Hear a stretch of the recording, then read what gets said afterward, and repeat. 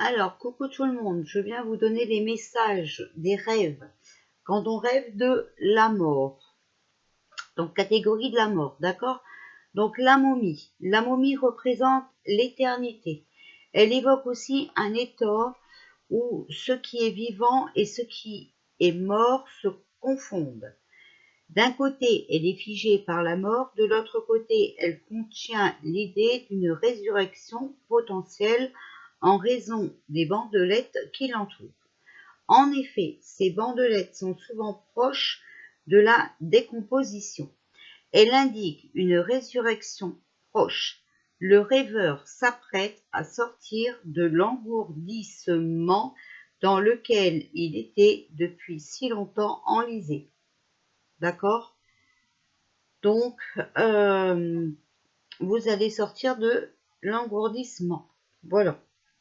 Donc ça, c'est quand vous rêvez de la momie. Quand vous rêvez du cercueil. Le cercueil est en bois, matière de l'arbre, qui symbolise la vie. Parfois, le cercueil est en cristal ou en verre. Le cercueil représente ce qui va être révélé. Le cercueil détient la clé dont nous avons besoin pour connaître.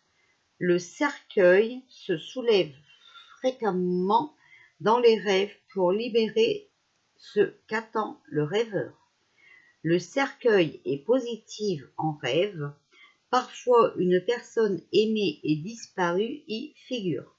De tels rêves sont destinés à conserver une belle image du défunt. Donc, vous voyez, des fois, on pourrait croire que rêver de cercueil, c'est négatif. Ben non.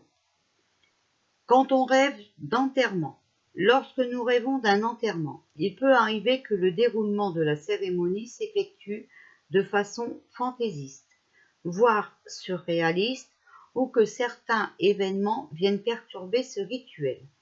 Il faut prendre en considération ce qui bouscule ainsi l'enterrement pour en saisir la signification. Le corbillard peut être moderne et conduit très rapidement. Cela signifie que nous avons vite enterré quelque chose.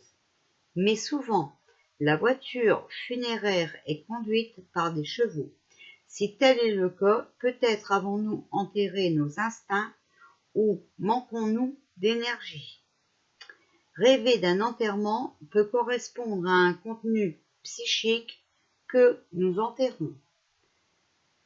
Souvent, il s'agit de quelque chose que nous devons enterrer pour nous sentir mieux. Il faut parvenir à rompre avec un passé qui n'a plus besoin de vivre en nous. Il peut également être question d'un véritable deuil à faire pour aller bien.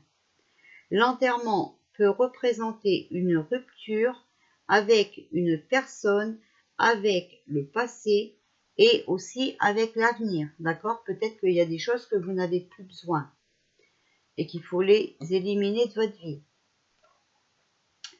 Quand on rêve de la faucheuse, il peut arriver de voir apparaître dans nos rêves un personnage incarnant la mort.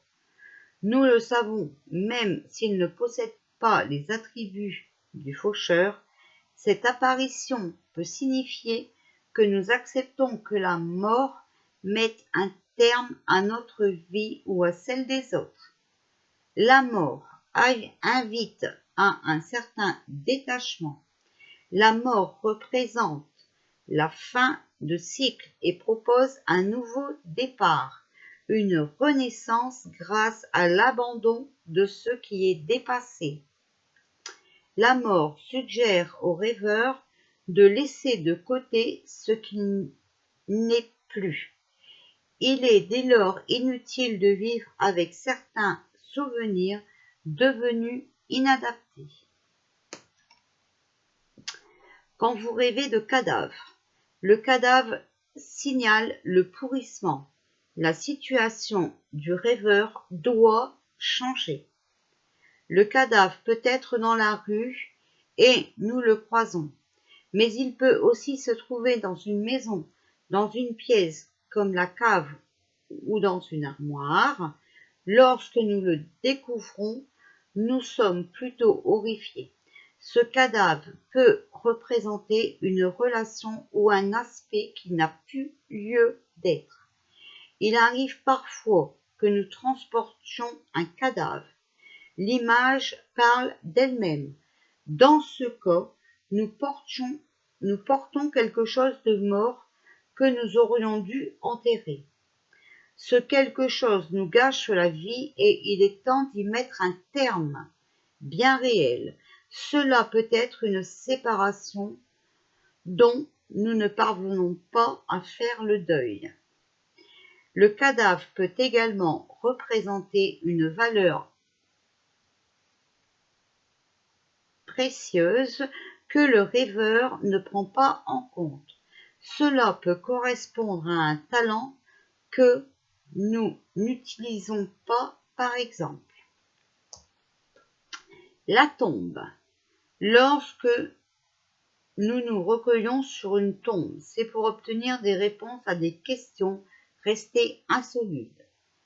C'est une quête existentielle.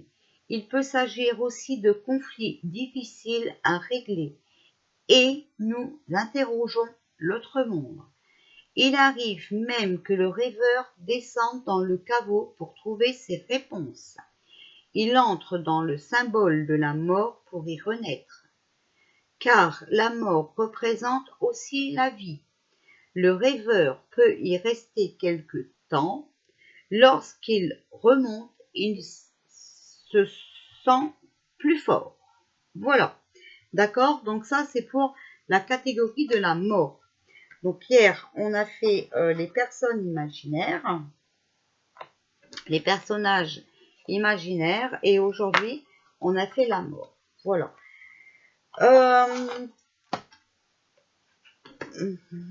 Ouais. Donc, on va faire, à moins, allez, on ajoute le corps. On va faire la mort et le corps, d'accord? Alors, quand on rêve de la tête, elle symbolise l'esprit. C'est le siège de la pensée, de l'intelligence et de la conscience. C'est elle qui dirige le corps. Nous pouvons perdre la tête ou voir un personnage perdre la sienne. Cette image correspond à notre faculté à raisonner. Est-elle menacée? Nous pouvons être rongés par une passion ou ne plus savoir comment faire à une situation. Nos idées ne sont plus claires. Il peut y avoir aussi des scènes de décapitation. C'est une façon brutale de perdre la tête. La tête coupée peut également symboliser la force guerrière. Lorsque la tête apparaît dans les rêves et qu'elle n'est pas celle du rêveur, c'est qu'il existe vraisemblablement un problème d'identité. Alors, quand on rêve des cheveux, ils symbolisent avec les poils notre nature animale. Ils peuvent être abondants et vigoureux ou cassants et clairsemés. Ils sont des indicateurs que notre nature, au même titre que l'histoire de Samson. Sont-ils ordonnés ou en bataille? Si nous peignons nos cheveux, peut-être est-ce le signe que nous mettons notre vie en ordre. Pour les hommes, les cheveux sont le symbole de la force physique et sexuelle, mais aussi de la puissance créatrice. Chez la femme, la chevelure se rapporte à la séduction. Si la rêveuse perd ses cheveux, peut-être a-t-elle peur de perdre son attrait. Se couper les cheveux est le symbole de renoncement, voire du deuil. Alors, en ce qui concerne la gorge, c'est le siège des cordes vocales. Elle est donc en rapport avec notre expression. Nous pouvons avoir une boule dans la gorge, avoir la gorge serrée, avoir le couteau sous la gorge, etc. Toutes ces expressions peuvent nous guider dans la signification du rêve. Nous pouvons avoir quelque chose de coincé dans la gorge, un bonbon, une balle ou tout autre objet nous empêchant d'avaler ou de respirer. Est-ce que quelque chose nous reste en travers de la gorge en ce moment? Donc, vous comprenez, c'est vous avez vécu une situation où vous avez du mal à avaler, voilà, le résultat de cette situation, enfin voilà. Les dents. Les rêves de dents ont souvent une signification sexuelle. Il est nécessaire de prêter attention à la nature de nos dents. Sont-elles fortes et saines? La perte des dents exprimerait un affaiblissement de l'énergie sexuelle. Lorsque nous rêvons que nous perdons nos dents, c'est que nous traversons une période de fatigue ou de lassitude. Cela peut également signifier une perte de contrôle devant certaines situations. Les dents servent à broyer, à mordre. Mordons-nous la vie à pleines dents dans nos rêves? Les dents nous permettent aussi de sourire. Quel visage aborderons-nous? Alors, quand vous rêvez des yeux et de la bouche, l'œil est l'organe de la lumière, de la conscience. C'est le symbole de la clairvoyance, du discernement. Nous pouvons éprouver le besoin de porter des lunettes ou alors nous mettons les lunettes de quelqu'un d'autre et nous ne voyons pas bien. Dans le rêve, la bouche renferme plusieurs interprétations. Elle peut correspondre à la communication. C'est par elle que passe la parole, le souffle et la nourriture. Elle symbolise un degré élevé de la conscience selon le dictionnaire des symboles.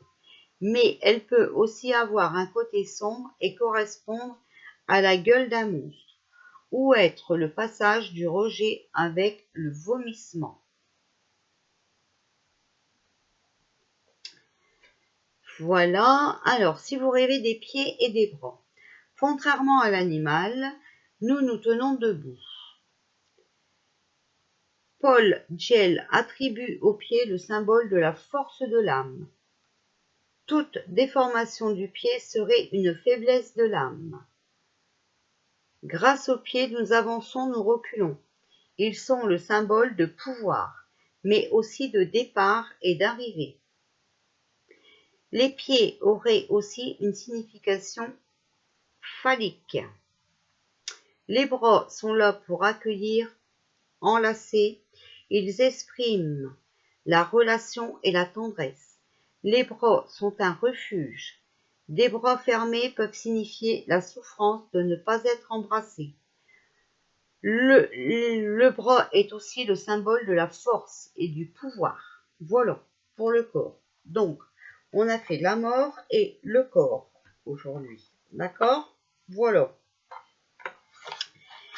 J'espère que ça vous donnera des indices. Hein, voilà. Je vous fais des bisous et je vous dis, comme d'habitude, tout à l'heure ou à demain. Voilà.